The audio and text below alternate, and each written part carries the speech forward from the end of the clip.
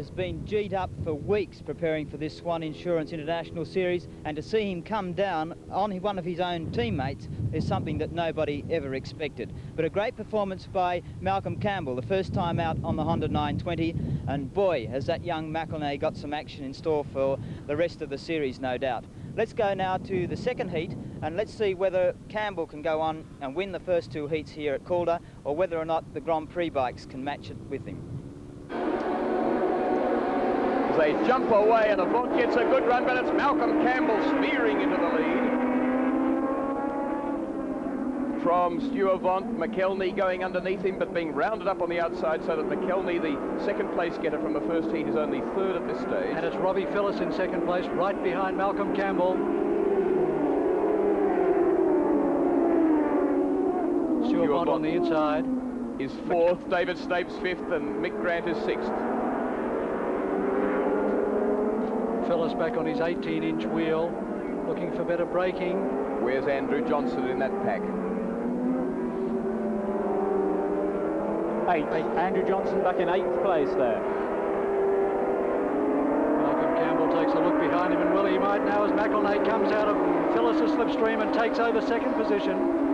Low on the track, and Phillips could well round him up, and does so. I wonder if it's in Malcolm Campbell's mind at this stage that the person who wins all 6 heats gets a bonus of $30,000. 44.59 now, Malcolm Campbell, chopping 0.8 of a second off his times. Look what Rob McElnay is doing to him, really forcing him along and going with him too. McElnay superb through the S's on the lightweight 500 there, using the Grand Prix Suzuki's handling abilities to flick it right, left and right through the S's and get right on Campbell's tail, as Campbell seems to have the speed advantage there down the straight on the big Honda and be able to get away a little from McElnay. It's only about 6 seconds back to Johnson in 5th place, so plenty of time for Andrew Johnson to rein in this leading 4 with this fabulous race going on up front. This is where McElnay makes up his ground. Well, his machine is 50 kilos lighter than the Honda, but by gee, that Honda's got a lovely power band from 6,000 revs to 11.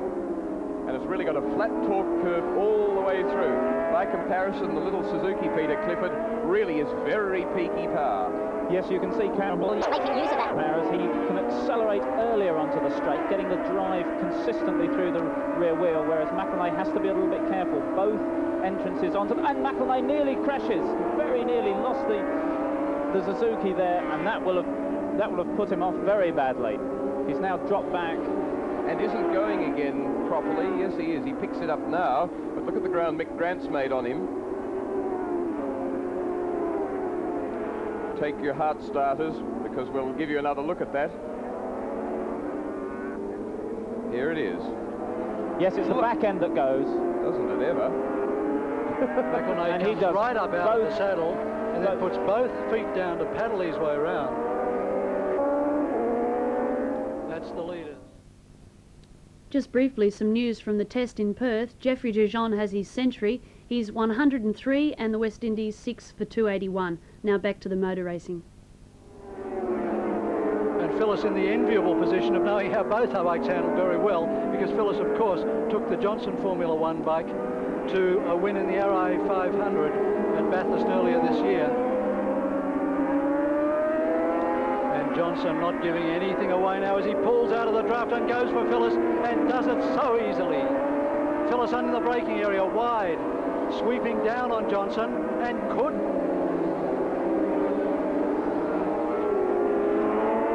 And it's Johnson's corner. Oh. 8 seconds behind the leaders. 4th and 5th place. Look at Johnson's back tyre weaving about there under brakes. There is nothing left in this Honda Formula One bike. Johnson has got it on its limit.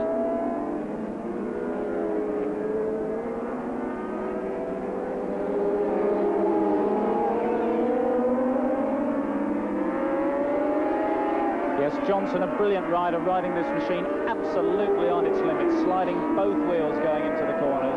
As you see him get on the brakes hard on the brakes, let him off and heel it over till his knees scraping on the tarmac. And then taking it right out to the track's edge, up the white line as he accelerates, getting up just into fifth gear before on the brakes and down to the 75 mile an hour S's corners, over the bumps, the machine bucking.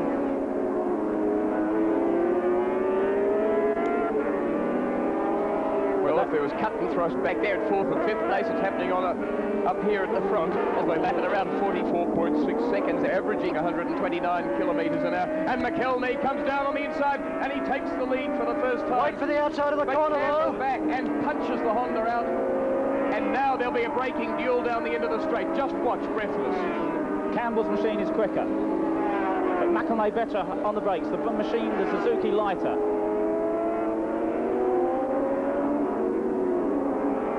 Well, that was some brilliant braking from the Suzuki. Easier to stop.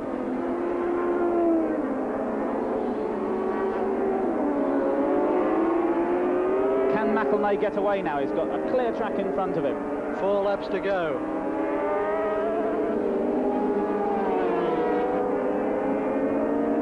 Campbell taking the wide line again now, looking for the sweep in, use the power of the big B4. Trying to squeeze it on now.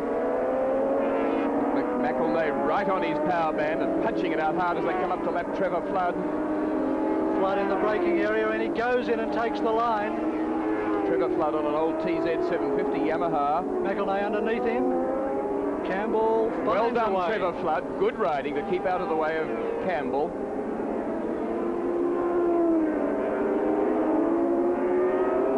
This time last year, we were prepared to say you'd never see better motorcycle racing than the Swann Insurance Series 1982, but it's happening all over again. McElney down the inside, the middle of the track there, and disallowing Campbell the possibility of coming up the inside of him.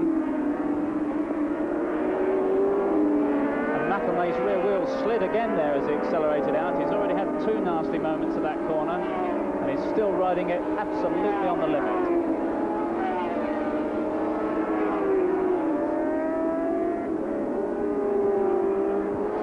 And 44.7 for McElney. it's very noticeable that the heavier V4 Honda is in fact smoother over the ripples through the S's than the Suzuki. Campbell said that the one major change they made when they got the bike for this series was to soften up the suspension a lot, and it's obviously working. A 44.38, I have it, down under Phyllis's lap record, set on a 500 Suzuki by McElney, averaging 130 kilometres an hour, and just clipping the dirt as he accelerates up the back straight. Coming up to lap Richard Schoolar on 8, another TZ750 Yamaha, owned actually by Doug Chivers, the sidecar rider. Blue flag to come out at the end of this lap. Maybe 2 kilometres remaining at this stage in the second round or second leg of the Swann Insurance Series. This would give the equal points to McElney and Campbell. They go It out. stays that way, and here comes Campbell. McElney's got him covered. Oh, And what a that good was the ride, fastest lap of the race, a 44.18. So, Campbell only has one more chance. It's surely down this straight. The Honda are again quicker, but sure enough, the Suzuki later on the brakes. that was 130.3 average speed for that lap. Boy, they're flying. But it's got to be McElney. It has to be now, coming onto the straight for the last time. Nothing Campbell can do. So Rob McElney, the 23-year-old Englishman, flashes down to the line to win the second heat by just 1 bike length from Malcolm Campbell, the 30-year-old Tasmanian on the Honda Formula One bike. Into third place comes McElney's Suzuki GB teammate Mick Grant. Fourth place Andrew Johnson. Fifth place Rob Phillis after a wonderful ride, not far in front of David Snape, who is sixth on another Suzuki number 2. Well, you can't get it any closer than 2 riders equal on points at the end of the first round, and that's the way we expected things to brew in this Swann Insurance International Series. McElney and Campbell at the top, and perhaps a charge coming later from the riders like Johnson, Grant and Avant. but who can tell? Calder's already given us enough excitement to guarantee the same sort of thing at Oran Park in the second heat.